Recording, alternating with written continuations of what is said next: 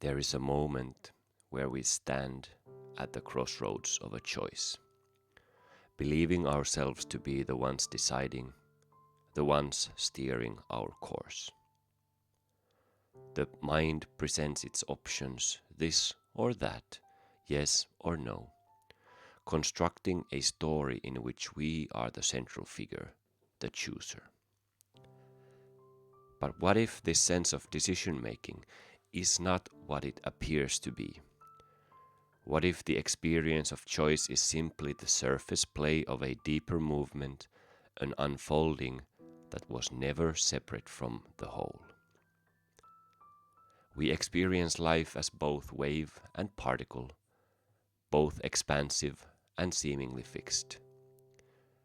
When we view ourselves as separate, as isolated entities with distinct boundaries, the world appears full of decisions to be made, paths to be chosen, outcomes to be determined. The belief in separation creates the experience of distance, of a self that must navigate between options. But just as a wave cannot separate itself from the ocean, we were never apart from the flux of life. The movement of existence carries us, whether we recognize it or not. Perception, by its very nature, is relational. We do not see things as they are. We see them in relation to the structures we have inherited, the stories we have built. These structures create a rigid framework, a personal narrative that insists upon control. But what if this control is an illusion?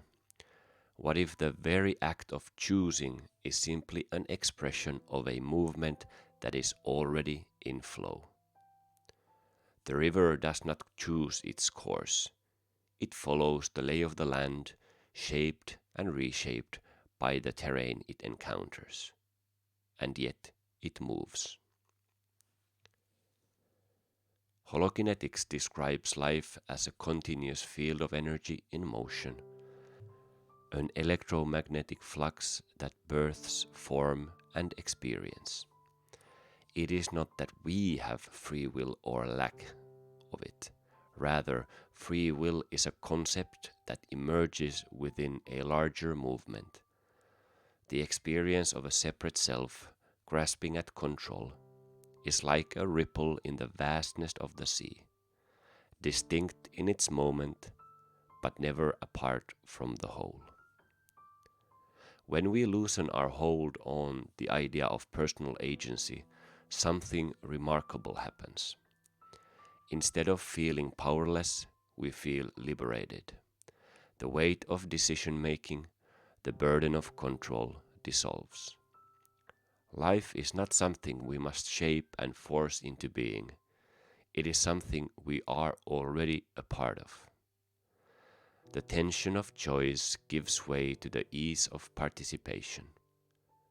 The river does not need to decide where to go. It flows. And so do we. This is not a surrender to fate, nor a denial of action. It is an invitation to shift perspective, to see choice not as a rigid assertion of will, but as an emergent play within the movement of life itself. When we stop clinging to the illusion of control, we could become available to something deeper, a knowing that is not held but felt, a movement that is not forced but natural. You were never outside of this. You were never not part of the flow.